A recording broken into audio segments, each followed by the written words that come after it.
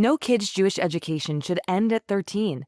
Adorned offers Ontario high school credits infused with Jewish learning online for teens across the province. Ministry approved, intellectually demanding, Jewishly transformative. Adorned.ca. That's ADRABA.ca. Your teen belongs here.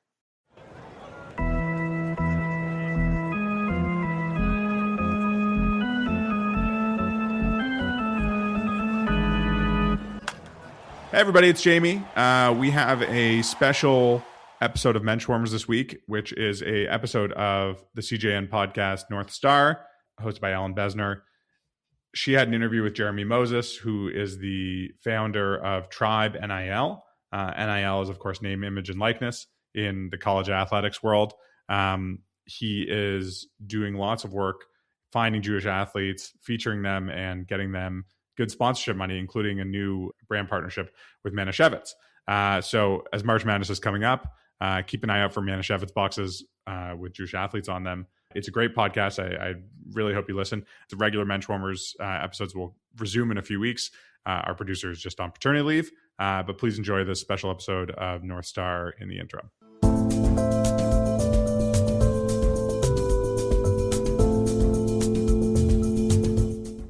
I don't know if there's anything cooler if you're a Jewish athlete than getting on a Manischewitz box. This is the Final Four in the men's division. From Stanford University, from the basketball team, Benny Gieler, everyone. Shout out Mazel's Kiddush, Shkoyach Minyan, Benny That's Gieler. some of the hoopla announcing Manishewitz's new campaign to showcase the best Jewish college athletes. The two chosen winners, one male and one female, will be announced in March, selected by votes from among the hundreds, maybe even 1,000 talented Jewish athletes who play at U.S. college teams, known as the NCAA. It's not unlike the marketing campaigns of athletes' images that we're seeing now on cereal boxes, with Canadian sports heroes who are competing in the Winter Olympics over in Italy. But instead of a gold medal, the two Manischewitz athletes of the year will win $10,000, a trophy cheekily dubbed the Heisman Trophy, a play on the NCAA's prestigious Heisman Trophy for college football's most outstanding player, recognition at the International Jewish Sports Hall of Fame, and a distinctly Jewish honor, their image imprinted on limited editions of Manischewitz matzah boxes, not the Passover kind, the ones you can buy year-round. And behind this contest is Montreal native Jeremy Moses and his sports marketing company called, fittingly enough, Tribe NIL. NIL means name, image, and likeness. And Tribe, well, its goal is to help Jewish college athletes capitalize on their brand and their Jewish identity to score endorsements, more fans, of course, and open doors for them to find careers when their playing days are done within the Jewish community. Until a few years ago, U.S. college players were banned from accepting endorsements and money. Now, though, since 2021, NCAA athletes can capitalize on their NILs. Tribe aims to do that and serve as a support system for the Jewish athletes who have to navigate all the anti-Semitism on American college campuses since October 7th, while also representing their team where they may be one of the few athletes of Jewish faith in the locker room. And that just creates more heroes, more heroes, more heroes. And that's just what we're trying to do. And then 20 years from now, these athletes are on the boards of Jewish groups, and because they realized that the Jewish community took care of them then, it got them involved. Now they're on a young adults committee at CJA or UJA Toronto, and then 20 years later, who knows what's happening, and then they're helping fund Tribe NIL for the next generation of athletes.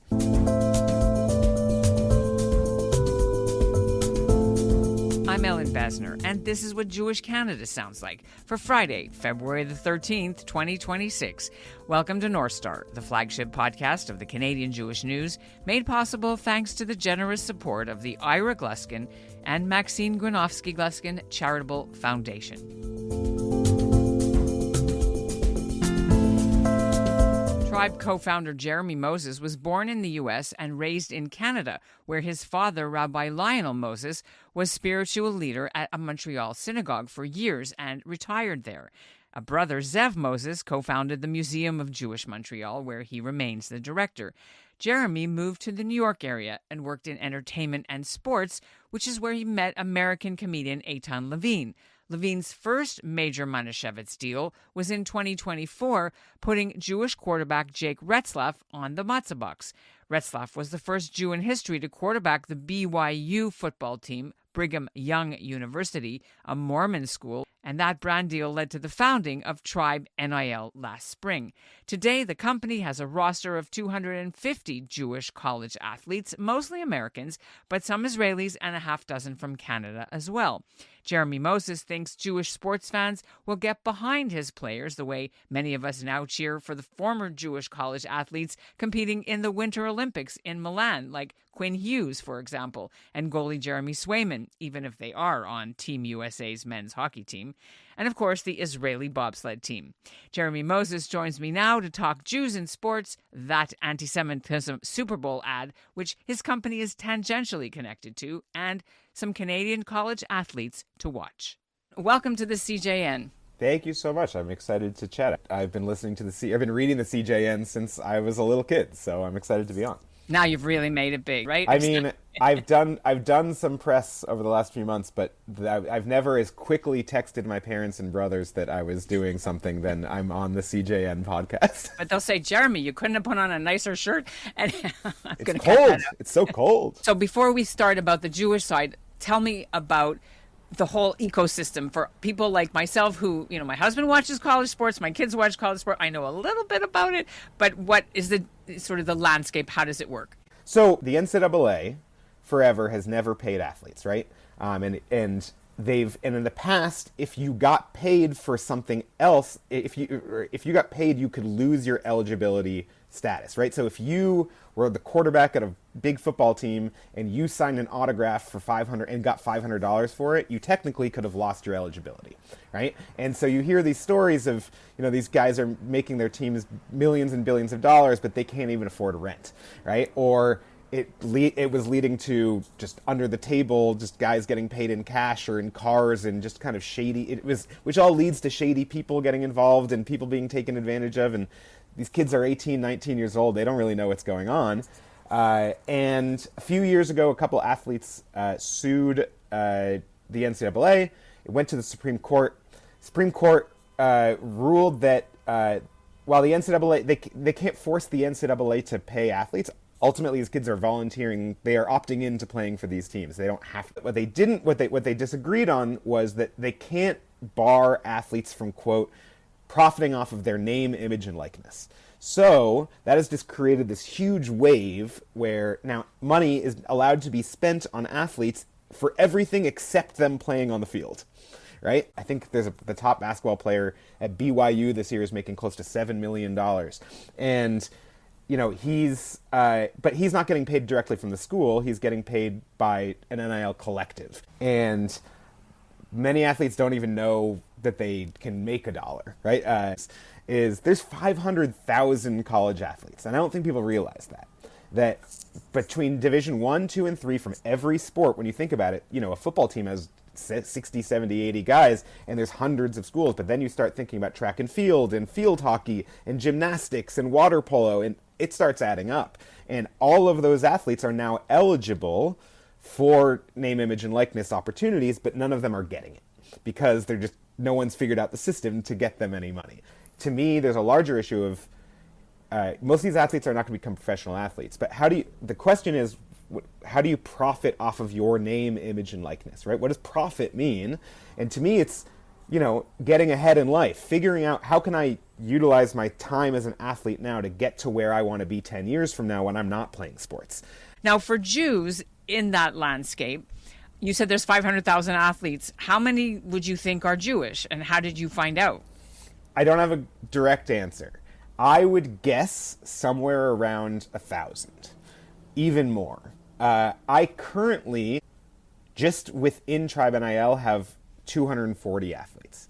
But those are athletes that have reached out to me. I have stopped reaching out to athletes. I haven't reached out to an athlete since last May when we started this and we kind of first launched. We've seen a couple of examples at Brigham Young University, Jake Retzlaff, one of your big successes, being the only Jew probably in the entire Mormon environment there. Also Ryan Terrell doing basketball. What are the challenges that these athletes face? It's mostly, I will say that it's actually almost all a very positive experience. But I will say that just because it's a positive experience doesn't mean that they aren't taking on extra responsibilities that none of their teammates have. So, for example, let's talk about the Orthodox kids. The fact that I have 6 or 7 Orthodox athletes in the NCAA is unbelievable, because forget the YU team for a second, which they schedule their games around Shabbos. But I have an athlete, Zev Reamer, who's the team captain at Cal Lutheran for their basketball team, right? Wears a kippah, went to Shalhevet in LA. His teammate from high school, Avi Halpert, plays for Hawaii Pacific. They are both the only Jews on their campus.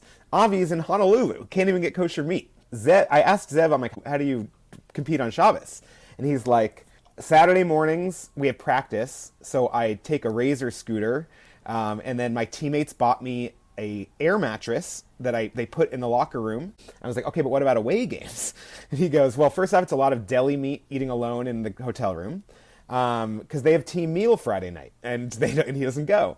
And they gave an example. He's in Division III March Madness last year. They played their first round match on a Friday night in Houston. They lost. His season was over. His coach and one of his teammates walked him back 3 miles to the hotel.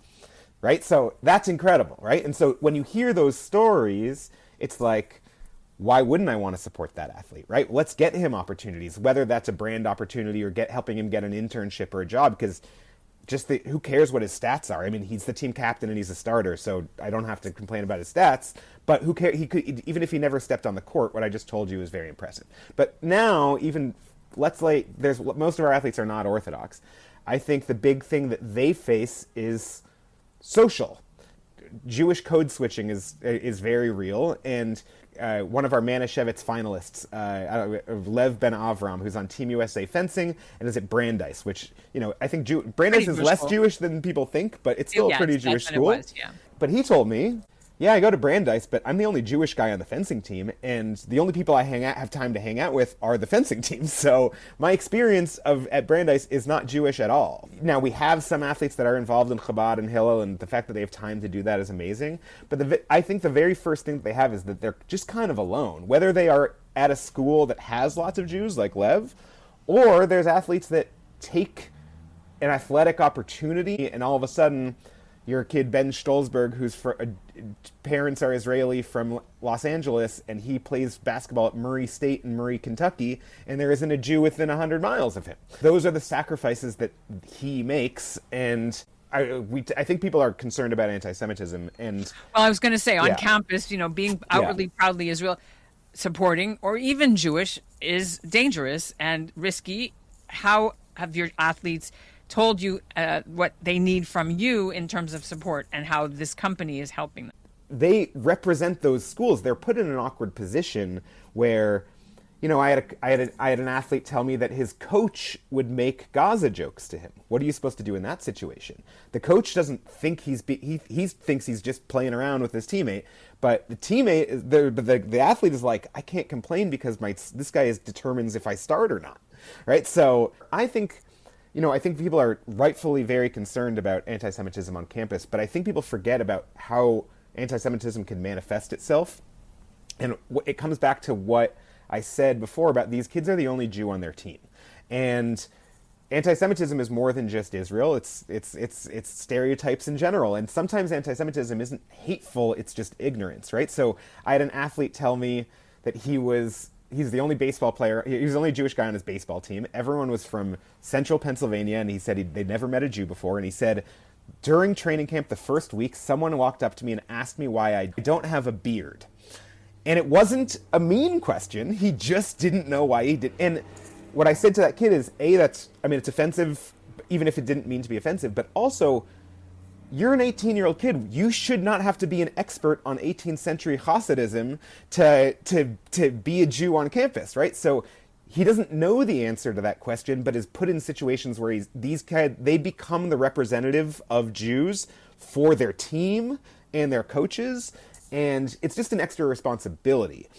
Or, there's an athlete, comes from a mixed race family, and he's a basketball player, and told me he's now a senior, but when he was a freshman was when the Kyrie Irving stuff happened a few years ago, and his teammates were telling him some pretty effed up things about Jews, and he had to be like, actually, I'm Jewish. And, those are situations. Or even, and I'll give one last example. I have an athlete who goes to the school in the South, at a very good school, at a top 25 ranked team. And she told me that her team goes to Bible study twice a week. And it's not that she's not invited. They love her. She's part of the team, but she says that she's ostracized because she doesn't get to go to that, and it's a social event. So these are the things what these kids are missing. It's not just the overt anti-Semitism. It's the social ostracization that they don't have the opportunity. Even if they wanted to go to Hillel or be involved in API or something, they don't have that opportunity. So you're more channeling your rabbinic type of counseling skills in a way, as well as helping them go forward in their business careers. The major thing that all Jewish kids have on their team that none of their other teammates have is the Jewish community supporting them behind. We're the first ever identity-based NIL collective. Now, the issue is, if you only look at NIL through brand deals, I don't have 240 brand deals that are worth anything to athletes of different levels of fame on Instagram. But what we do have is athletes that, either can get local brand deals, and we can talk about, some Toronto athletes, and we can talk about the complications of Canadian athletes. Yeah, in a second. But, they don't necessarily need to be nationally famous to figure out their angle in their community to get people to start rooting for them, right? So what does that mean is, we can get them brand deals, but also it's, hey, this kid wants to work on Bay Street. Let's get him in. He still has to earn it, right? We're not here to just give handouts of free jobs to people. But what's impressive about an athlete isn't their stats. It's that they're able to maintain a full-time work schedule and class schedule, right? I joke with these athletes. I'm like, unless you're on the Alabama football team, you are in a situation where your professors don't care that you have practice and your coaches don't care that you have class. And if I'm hiring someone and I'm looking at a just out of college resume, they don't have anything on their resume. So what I'm looking for is tangible skills. And so if I can show that someone had maintain a full-time job as a college athlete and they are just looking for connections, well, that's what the Jewish community would have done anyways. So why don't we just highlight these athletes and get them those opportunities? Now, I know your company did a big deal. We talked about it earlier with Manischewitz. How does helping these student athletes capitalize on their talent and their image help Jewish pride in younger generations? I tell these athletes all the time, they are in a strange point in their life where they probably think of themselves as kids, but kids think of them as adults, right? I give an example. The starting point guard at Harvard is a kid named Ben Eisendrath. Ben Eisendrath told me, he's from Los Angeles. Ben Eisendrath went to a JCC basketball camp when he was 12 years old. Met a Jewish guy named Spencer Friedman who played on the Harvard basketball team. That night, Ben went to his dad and said, I want to go play for Harvard. And now he does. Right now, that's not going to happen all the time. That is an outlier story. But that is a big deal. The fact that you were able to name who Ryan Terrell is, a D3 basketball player from 3 years ago, is impressive, right? Ryan. And I've got this sort of Jewish.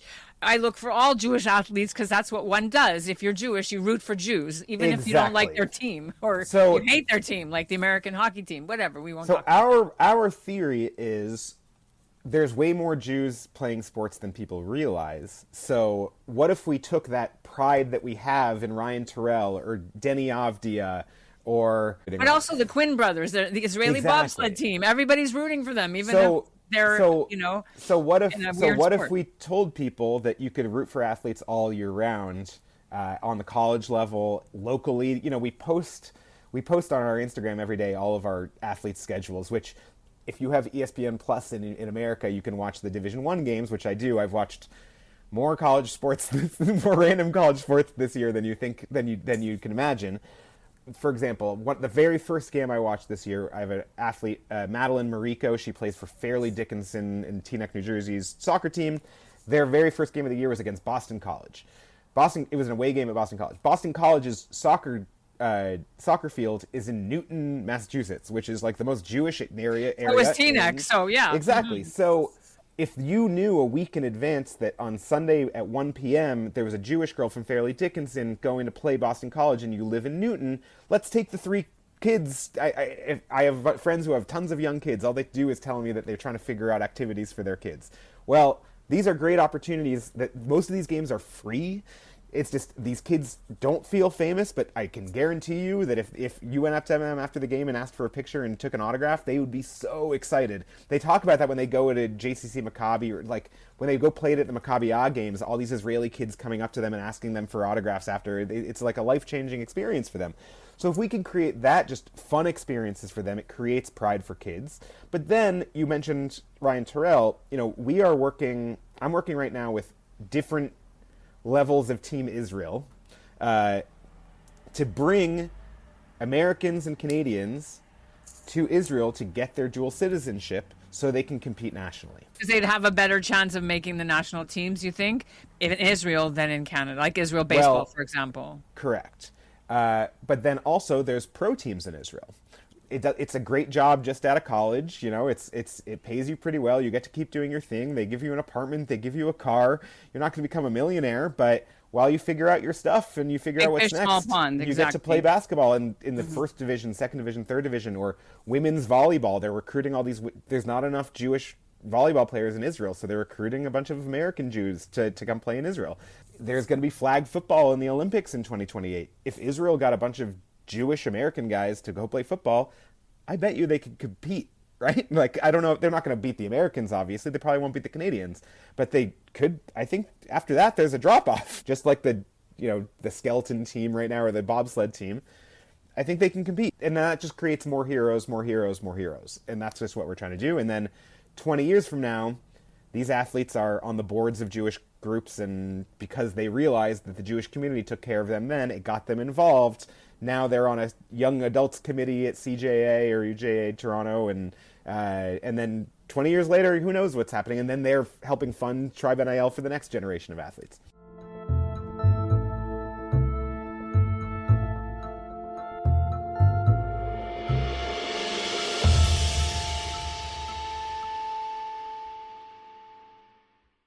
Can you explain what Canadian, U.S., the differences between what Canadian college athletes can get or are allowed to do versus U.S., and then how many of your 250 are from here? Yeah, so it's not just Canadians, it's all international athletes. We actually deal with the same issue with Israeli athletes.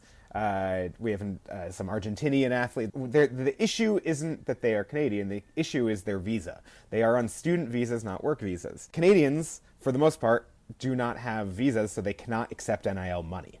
So the great thing about Canadians is we're just across the border. I literally have an athlete from Windsor who is a gymnast at Western Michigan. She's probably an hour and a half drive from her parents' house. So, the ability for her to get NIL deals is complicated, but it's not necessarily, again promoting them. So what, it's not impossible? It's not impossible, but it's also promoting them is fine, right? It's just paying them, right? So that girl, Amy Robbins, who's the Western Michigan gymnast, she was on Maccabi Canada. Maccabi Canada posts about her all the time. We repost all of her stuff. We post Amy's videos all the time because we're allowed to promote her. We just can't physically pay her money through her visa.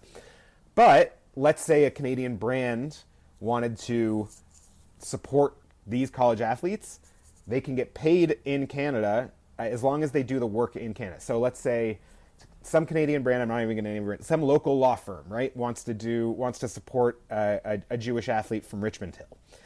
That athlete would have to, let's say part of the deal, they have to post 3 times on their Instagram about that law firm.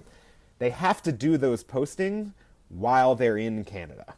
So there are complications, but obviously there's winter breaks. They go home for the weekend sometimes. There's ways to do it. So you have 250 of those, 10, 15, 20 are Canadian? 8? I'd say we have 7 that grew up in Canada. One, she's from New York, has Canadian parents, and has competed in the Canadian Swimming Olympic Trials. And so she competes for Canada. So her name is Neela Klein. She swims at Duke. And she swam in the Canadian Olympic Trials. We have Sadie Golden, who is from Toronto and is a swimmer at North Texas. We have Orange Strom, who is from Dollard in Montreal and is a hockey player at Alaska Anchorage. Tyler Crystal's from Vancouver. His brother was drafted by the Capitals, I believe. Andrew, we did a whole interview with him when that happened. Now Tyler plays at St. Lawrence, which is actually not that far from Toronto. Yeah. It's in the middle of nowhere in upstate New York, but it's one of those top, it's one of those schools that is mostly Division III except hockey, and they have a very serious hockey program. Elo Hyan, she's a Yeshiva University volleyball player. She's from Hamilton. She went to Chat. Neela Klein, I mentioned to you before, from Duke. Max Rolnick, also a Maccabi Canada basketball player, plays at Elms College in Massachusetts. And then I just actually spoke a few weeks ago with Dustin Coldry, who just graduated. He just got his high school degree in December from Ottawa. He's playing for Merrimack College football. He's an offensive lineman. I think he's like 300 and something pounds. So you mentioned the matzah box. Can you tell us about your collab with Manischewitz this year for who's going to make it? So the athletes, the two winners, get three things. They get their likeness on a matzah box. They get $10,000 each, and they're going to be honored this June at the International Jewish Sports Hall of Fame ceremonies for being the Heisman winner. So it's a big honor. And last year, for example, we had Jake Retzlaff on the box. So this is what it looks like. And it says, Matzah of champs, skip the energy drinks. Manischewitz matzah is the ultimate fuel for athletes.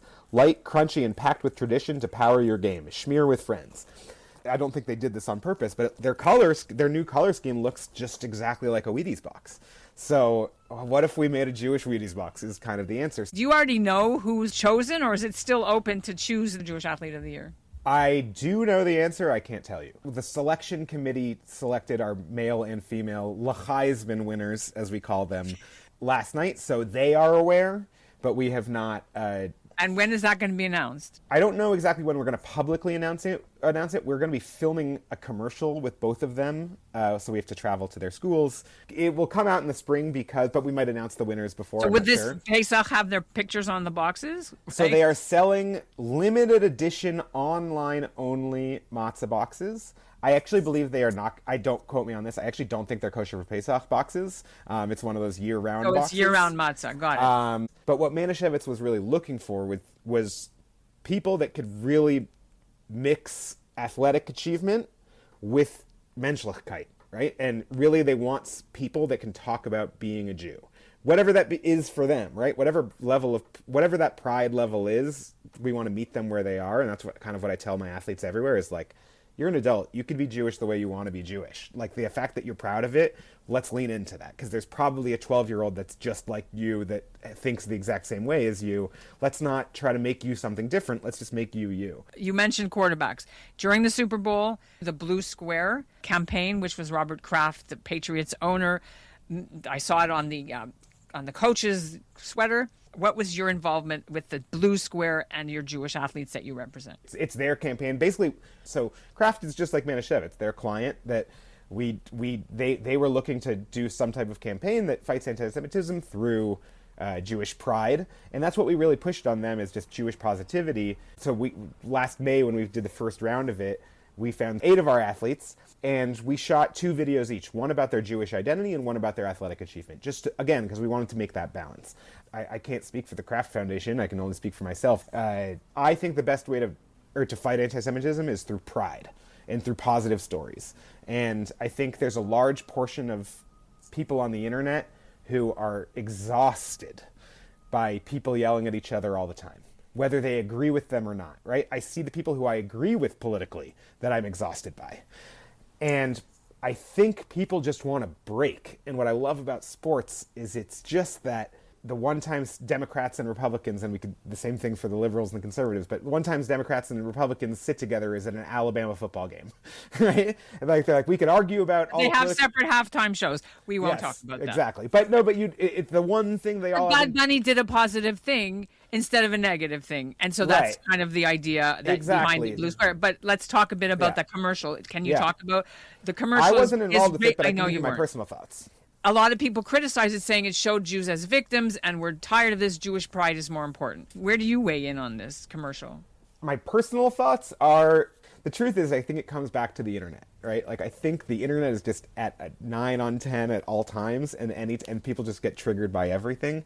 I think if you asked people who are Jews who actually watched that commercial for the first time without any context, didn't give it two thoughts. I don't think it was a particularly successful commercial either way, but I also just don't think, I think that it's part of it is just part of the Jewish internet that is just like, we have to solve every issue right now, and it's like, it's a Super Bowl commercial, guys. It's fine. Like, everything's going to be okay. That being said, I don't think that the message is something that I would be making. Again, I think that message is, I think some people got stuck on that word "dirty Jew," and is that something that and Jews sticky are, notes? People were like, "No one talks is about this that." experience? Is this a real experience? I don't think it's a real experience in the sense that, but I do think that Jews are starting to realize that they took being Jewish for granted for a very long time, and that maybe their world experience is different than the people that they're around, and creating niche communities where you find leaders in those communities creates pride in those communities. So what we want to do with the Manischewitz commercial is just show that we have two incredible athletes, and you can take multiple things away from that. You could either be like, I want to eat matzah, right? That should be the first take, is maybe I'm going to go buy some matzah. But the second take should be, oh, that's really cool. And the third take is, oh, that is, if you really want to get into it, oh, I wish I saw more positive stories. But I'm just trying to do it naturally because that's how I am. I'm just, I'm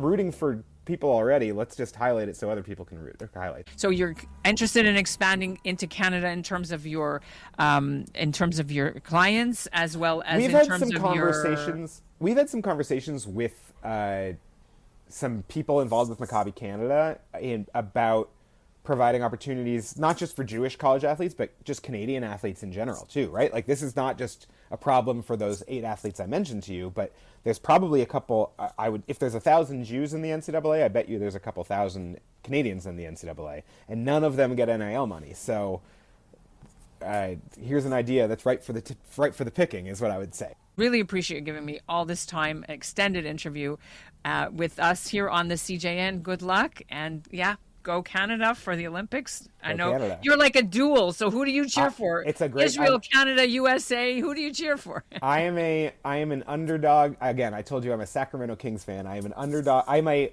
Montreal Canadiens fan that moved in 1995, so I've never even seen them win a Stanley Cup. So I've never won anything. So I've always joked that I always feel more American in Canada and more Canadian in the States. And so when it comes to the Olympics, of course I root for Canada. Come on. What are we talking about? Yeah, well, in women's hockey for sure now, but we'll see. The score yesterday, I was like, oh, thank God I didn't watch, because I would have been. God. But that's, so yeah. And of course, the Israeli guys. I watched the opening ceremonies until Israel walked through, and then I turned it off because it was too long. But they got booed, and that was hard. I chose to ignore that. Good to speak to you. Thank you so much. And that's what Jewish Canada sounded like for this episode of North Star, brought to you by Ira Gluskin and Maxine Gronowski-Gluskin's Charitable Foundation. I can tell you the voting ended February 3rd for the Manischewitz contest, and sadly, none of this year's finalists were Canadians. The names will be announced soon. Our show is produced by Zachary Judah Kaufman. The executive producer is Michael Freeman, and the editorial director is Alicia Richler. Our theme for North Star was composed by Brett Higgins. We'll be cheering on Team Canada this weekend in hockey, and Monday we're closed for Family Day. Thanks for listening.